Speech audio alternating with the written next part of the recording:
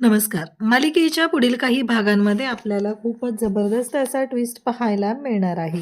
कारण आता इकडे निशी आणि युवराजने तारिणीला घराबाहेर काढण्यासाठी जे काय कांड केलेलं असतं ते उधळून लावत कशा पद्धतीने तारिणीने चॅलेंज पूर्ण केलेलं आहे आणि निशीला घरी आणलेलं आहे ते आपण या व्हिडिओमध्ये पाहणार आहोत.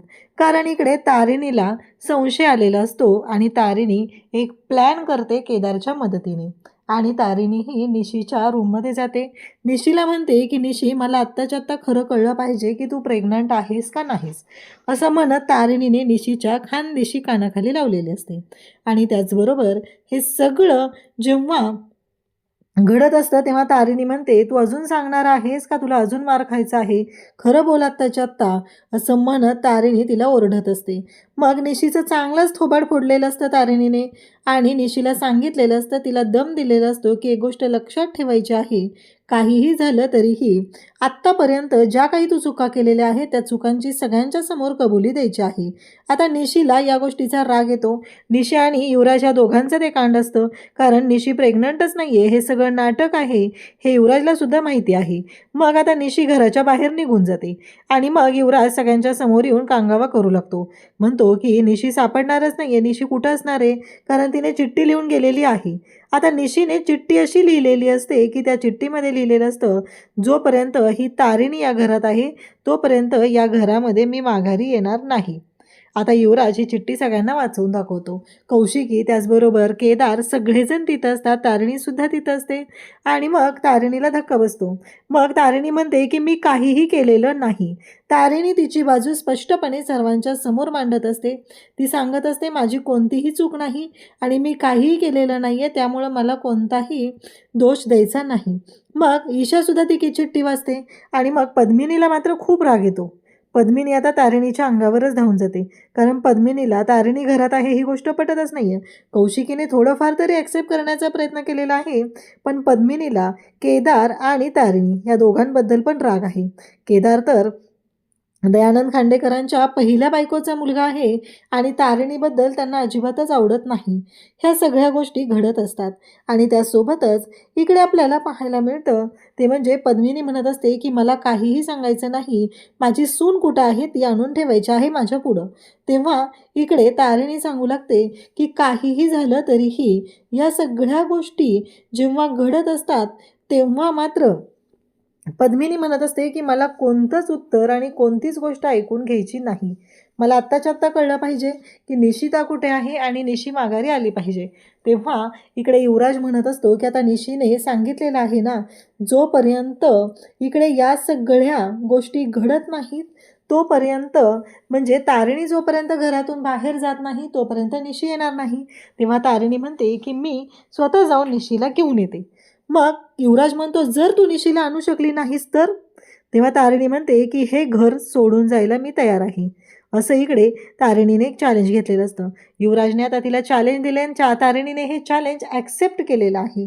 सगळ्यांच्या समोर तारिणीने ही गोष्ट मान्य केलेली असते. आणि आता मात्र इकडे आपल्याला पाहायला मिळतं की जेव्हा या सगळ्या गोष्टी घडत असतात तेव्हा मात्र आता इकडे केदारला धक्का बसतो. कारण या घरात आल्यापासून प्रत्येक वेळेस काही ना काही घडत आहे आणि काही ना काही गोष्टी घडत असतात आणि प्रत्येक वेळेस तारिणी आणि त्याचबरोबर केदार यांनाच या सगळ्या गोष्टी तिथे ॲक्सेप्ट कराव्या लागत असतात, त्यांना त्रासही होत असतो. आता मात्र तारिणीने हे चॅलेंज स्वीकारले. तारिणीला माहिती आहे, लहानपणापासून तारिणी निशीला ओळखते, निशी काय आहे, निशी कशी आहे हे सगळं तारिणीला माहिती आहे. तारिणी जरी शांतपणे निशीच्या सगळ्या गोष्टी ऐकत असली तरी ही एक मोठी बहीण म्हणून तारिणी तिच्यासाठी हे सगळं करत असते. आता मात्र केदारला खूप राग येतो.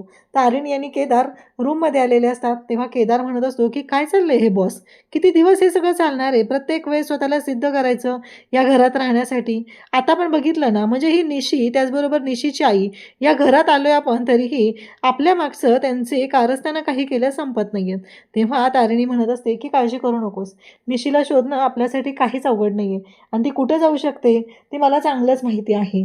आणि त्याचमुळं तू काळजी करू नको, कारण निशी आईला फोन नक्की करणार आहे आणि आता मी टेक्नोला फोन करते आणि सांगते की आईचा नंबर ट्रेस करायचा आहे. म्हणजे आईला फोन आला की आपल्याला कळणार आहे की निशी कुठं आहे ते. कारण ती आईला म्हणजे निशीच्या आईला फोन केल्याशिवाय निशी राहत नाही ही गोष्ट मला चांगलीच माहिती आहे. हे ऐकल्यानंतर केदार म्हणतो, काय गं, तू खरंच बॉस सगळं पूर्णपणे ओळखून आहे तिला? तारिणी म्हणते, हो ना, कारण ह्या गोष्टी एवढे मला सांग, इतके भले भले मोठे गुंड आपण शोधून काढतो, त्यांची धुलाई करतो, तर निशीला शोधायला असा किती वेळ लागणार आहे?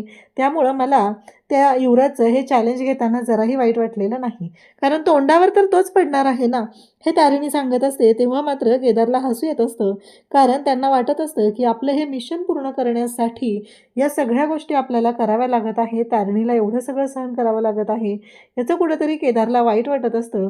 परंतु तारिणीला सुद्धा तेवढंच वाईट वाटत असतं, कारण तिच्या आईच्या कुणाला कोण जबाबदार आहे हे शोधायचं आहे. त्यासाठी तर हे दोघंजण या मिशन गृहप्रवेश करून खांडेकरांच्या घरात आलेले आहेत. पण ही गोष्ट मात्र वाटते तेवढी सोपी नाही. मग आता तारिणीने टेक्नोला फोन केलेला आहे आणि तेवढ्यातच इकडे तारिणीला टेक्नोचा पुन्हा फोन येतो. फातिमा आणि टेक्नो दोघंही बोलत असतात. तारिणीला सांगत असतात की अशा अशा ठिकाणी ती पोहोचलेली आहे.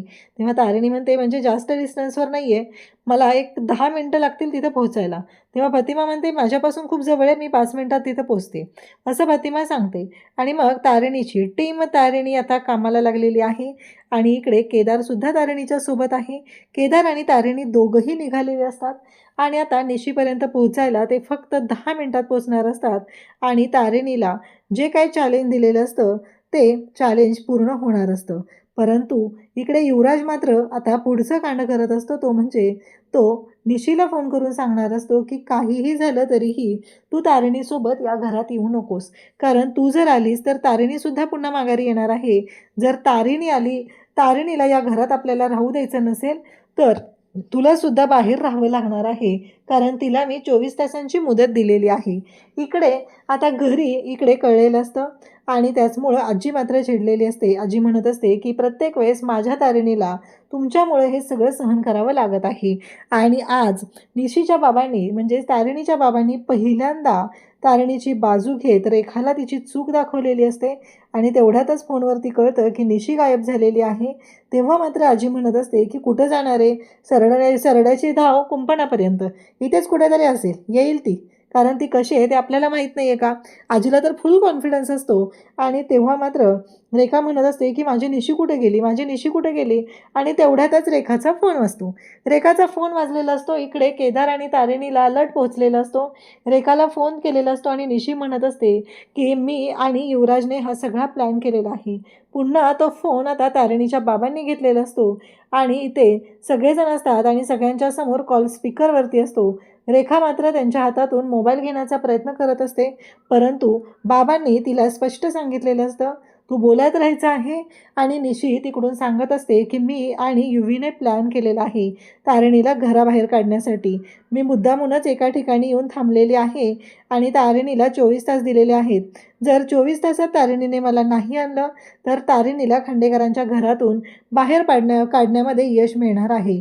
आता झालं, निशीने बॉम्ब स्वतःच केलेली आहे फोन करून.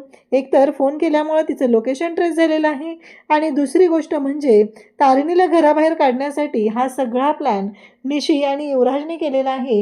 ही गोष्ट सुद्धा आता समोर आलेली असते. इकडे केदार आणि तारिणी पोचलेले असतात. निशीने फोन ठेवलेला असतो आणि त्या क्षणी तारिणीने निशीच्या खानदिशी कानाखाली पुन्हा एकदा लगावलेली आहे आणि तिला सांगितलेलं आहे की चल.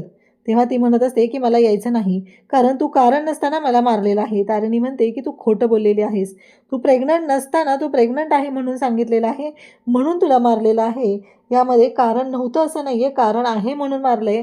आणि आता घरी चल, कारण तुझ्यामुळं घरातले सगळे काळजीत पडलेले आहेत. तुझ्यामुळं इथे घरातल्या सगळ्यांना काळजी वाटत आहे, कारण चुका तू करतेस आणि निस्तरायच्या आम्ही प्रत्येक वेळेस लहानपणापासून तू हेच करत आलेली आहे, कारण तू माझी लहान बहीण म्हणून मी शांत राहिलेली आहे. केदारसुद्धा तिथे असतो आणि तारिणी एकटीच निशीला बडावायला पुरेशी असते. तारिणीने निशीची तर वाट लावलेली असते, जणू काही तिचा बँड वाजवून टाकलेला असतो आणि निशी मात्र आता तारिणी सोबत येण्याशिवाय तिच्याकडे काहीच पर्याय राहत नाही. तारिणी निशीला घेऊन घरी येते आणि केदारच्या समोर आणून उभी करते आणि म्हणते, हे घे, 24 तास काय, फक्त 2 तासामध्ये मी निशीला आणलेलं आहे आणि निशी या घरात आलेली आहे. तेव्हा मात्र कौशिकी पाहतच राहते आणि युवराजचं तोंड अगदी तोंडात चप्पल मारल्यासारखं झालेलं असतं. अशाच अपडेटसाठी चॅनलशी कनेक्ट राहा. थँक्यू.